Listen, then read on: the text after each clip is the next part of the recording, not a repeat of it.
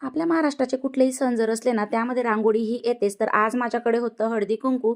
तर त्यासाठी इथं मी सिंपल अशी रांगोळी काढून घेतली आणि सिंपल असं डेकोरेशन करून घेणार आहे. जास्त नाही करणार, कारण क्वार्टर इथं छोटे आहेत आणि जास्त बायका वगैरे पण येणार नव्हत्या. कारण इकडे काही कोणी मराठी नाहीये. एकच ताई फक्त मराठी होत्या. तर जेवढ्या पण बायका होत्या ना माझ्या ओळखीच्या, मी त्यांना बोलावून घेणार आणि हळदी-कुंकू आज करून घेणार होती.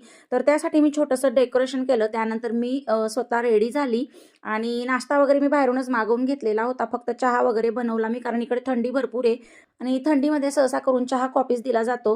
तर इथं रेडी झाल्यानंतर पहिले मी घरातल्या देवांची पूजा करून घेते. लक्ष्मी मातेला हळदी-कुंकू करून घेणार आणि त्यानंतर बायकांचं हळदी-कुंकू मी करणार आहे. तर मी रेडी झाली होती. बायका काही अजून आल्या नव्हत्या. तोपर्यंत मी इथं संध्याकाळची पूजा पण आटोपून घेते आणि देवांना देखील इथं हळदी-कुंकू करून घेते आणि त्यानंतर पुढचा कार्यक्रम सुरू करणार. तर मी अगोदरच तयारी करून ठेवली होती सगळी. तर हे बघा असं सिंपल असं मी हे डेकोरेशन केलेलं आहे आणि वाण मी ह्या वाट्या आणलेल्या होत्या, तुम्हाला मागच्या ब्लॉगमध्ये मी दाखवल्याच. त्यानंतर सगळ्या बायका आल्या, त्यांच्या छान असं गुलाबाचं फूल देऊन मी इथं वेलकम केलं आणि त्यानंतर हळदी-कुंकू सुरू केलं. तर इकडे ना म्हणजे हा हळदी-कुंकूचा जो कार्यक्रम असतो तो फक्त आपल्या महाराष्ट्रातच केला जातो. इतर ठिकाणी केला जात नाही, म्हणून त्यांना काही एवढं माहिती नसतं. तर आपण जसं सांगितलं तसं ते करतात.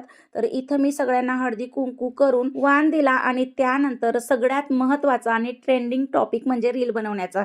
तर सगळ्यांनी मिळून आम्ही खूप असे छान-छान रील्स बनवले, खूप मज्जा केली, मस्ती केली आणि हळदी-कुंकू म्हणजे नुसतं एक हळदी-कुंकू म्हणून नाही, तर मजा-मस्ती पण खूप जास्त होते आणि खरंच खूप छान वाटतं.